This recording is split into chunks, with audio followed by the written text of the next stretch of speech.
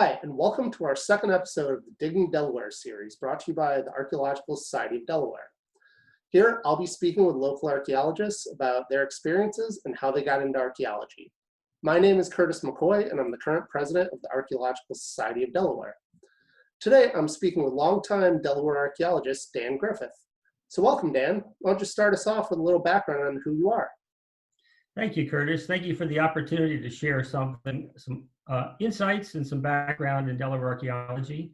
It seems to me I've been a lifelong archaeologist, although maybe started in high school. I received a bachelor's degree from the University of Delaware in anthropology, later going to the American University in Washington, D.C. for my master's degree in anthropology archaeology focus. And at the time I finished my master's degree, I was working full-time for the state of Delaware section of archaeology as one of their lead archaeologists. And stayed with state government for 34 years in various positions, starting out in archaeology, moving on to State Historic Preservation Office, and ultimately the state's Historic Preservation Officer until 2005. Always having my fingers in archaeology to some extent. And I believe you're also the member at large for the Archaeological Society of Delaware. I am. I've been on the board of the Archaeological Society of Delaware for some time, and I'm also the chair of the Public Policy Committee for the Society. So we track public policy issues, whether that's federal legislation, state legislation, or significant archaeological sites that may be threatened by local development. We engage local governments in encouraging them to take into account the significance of archaeological sites there and encourage surveys. Well, Dan, getting into our first question, so how did you exactly get into archaeology? I've always wondered that myself. You know, parents expose children to lots of different things growing up. As well as schools as well, but I think your parents have a significant, play a significant role in exposing children to a range of interesting things. I know when I was quite young, like 5, 6, 7 years old, 8 years old, lived in Philadelphia, in Center City, Philadelphia. My father used to take me to different venues in the city on weekends, basically to get me out of my mother's hair. And we went to Philadelphia Zoo, the Franklin Institute, the Philadelphia Art Museum, and the University of Pennsylvania Museum. And my first love was the University of Pennsylvania Museum. And I loved the Egyptian section and the Mesoamerican section of the museum. That stuck with me more than anything else that was that I experienced in those weekend trips when I was quite young. The University of Pennsylvania had a theater in the basement where they showed films and had lectures for, I guess, undergraduate and graduate students.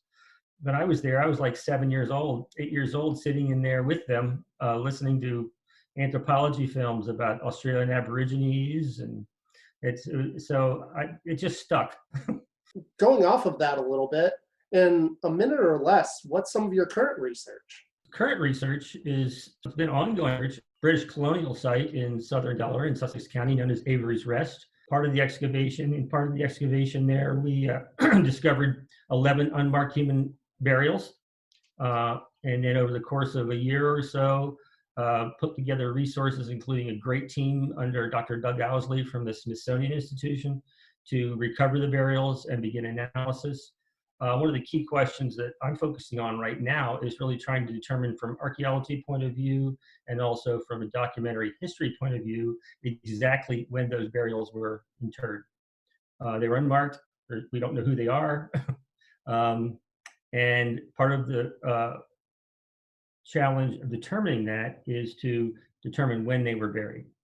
And then we can link that with some of the documentary sources that discuss who had occupied the site during the 17th century and parts of the 18th century.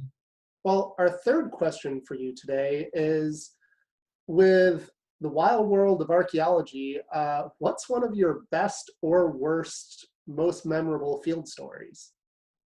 You know, there's been a lot of memorable field stories, but I think what impressed me the most um, in recent years, I would say in the last 10, 15 years, is the Avery's Rest project. It's a threatened 17th century colonial site, running into the first decades of the 18th century. What impressed me about that is it's a totally volunteer project led almost exclusively by the Archaeological Society of Delaware and its volunteers. None of the volunteers had formal archaeology training. I was the principal investigator and stayed on site every day for quite a period of time, and trained all of the volunteers. And it was a wonderful group of people that, with passion and dedication and willingness to learn, that became the core of a project that has lasted now for 13 years. And they were all Archaeological Society of Delaware members. The only costs for the project were certainly not travel or wages, but was just in direct expenses like conservation of metals and specialized studies like pollen analysis, seed analysis, things like that. Wow. So that was an amazing project. I think one of the worst experiences I had in the field was also Avery's Rest, and it dealt with weather. We were excavating the third and last well that we know of at the site, and we were 90% finished. That is, we had recovered we were going to recover in the well shaft and the builder's trench. We were down to the bottom of the well. We had carefully recorded its construction, which included a barrel that was within a timber box. And we had removed the barrel, and we had started to remove the timber box, both for analysis, hopefully for dendrochronology to date the well. And we had a torrential rainstorm of about 5 inches of rain and overnight, and the entire thing just collapsed into a big mud puddle that was like 12 feet deep. That was heartbreaking. But we were that close to finishing it. And as it stands right now, even today, 3/4 of that well casing is still there. Our next question is actually, there's the age-old question for archaeologists of what's the coolest thing you've ever found? But that tends to be tricky for a lot of people. And I like to rephrase a little bit of what's the coolest thing you've ever uncovered, whether it be in the field or through documentation and background research for a project. There's a couple that come to mind. Probably the first one is when I was in graduate school, and of course, learning all these methods of ceramic analysis and lithic analysis and paleo-environmental studies, et cetera. And then in my thesis topic, which was Townsend period ceramics, late woodland ceramics from southern Delaware, is actually applying what I had learned both in seminars and in extensive reading on ceramic analysis, and applying those techniques to answer a simple question: what were the time periods of the Townsend ceramics in general, which we knew in general, and specifically, since there were a lot of changes in the style of the ceramics in terms of decorative motifs and techniques, was there time differences in that? So I guess it was surprising to learn that those methods actually work. In comparing, in doing serrations and radiocarbon dating, cross radiocarbon dating different contexts with different kinds of ceramic designs and motifs, resulted in a very interesting trend in designs, and it helped us in the long run to be able to help date sites just based on the ceramics that we saw. So that was a sort of surprise to see the methods that you learned about actually work. The other one was sort of just a surprise, which is the Roosevelt Inlet shipwreck, which is a third quarter 18th century British commercial vessel that sunk in the lower Delaware Bay. And what was interesting about that is it was just a surprise. It was accidentally struck by a beach replenishment project in Lewis. Artifacts were thrown up on the beach as part of their beach replenishment. Local citizens had reported that to us. And I went down one day and the beach was literally littered with artifacts.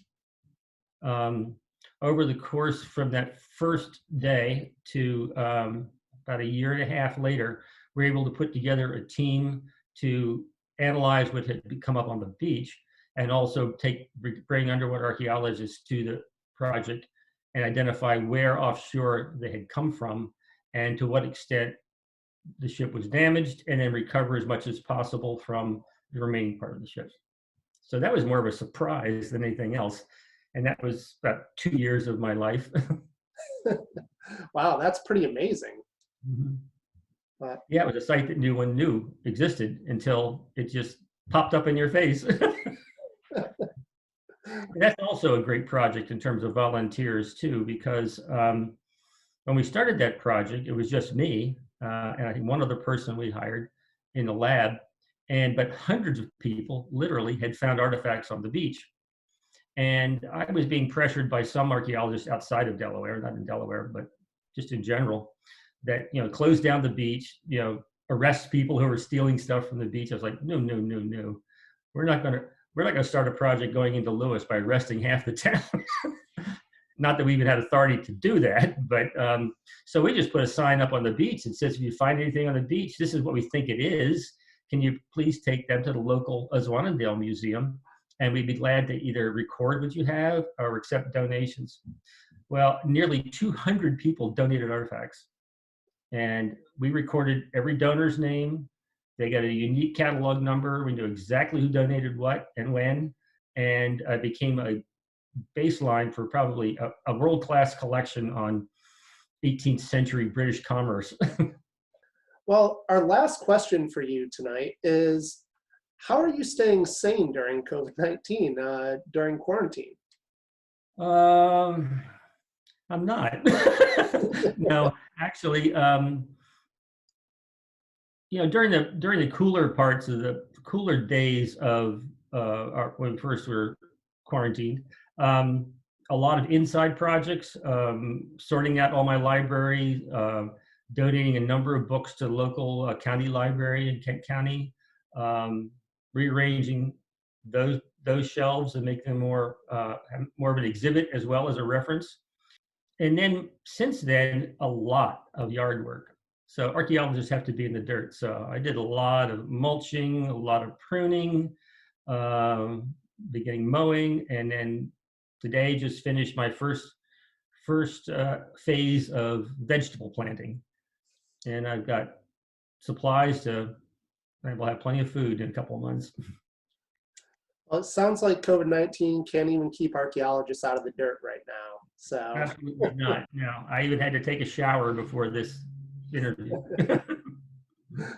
well, Dan, thank you for joining us today. It was a pleasure speaking with you. Curtis, thank you very much for the opportunity.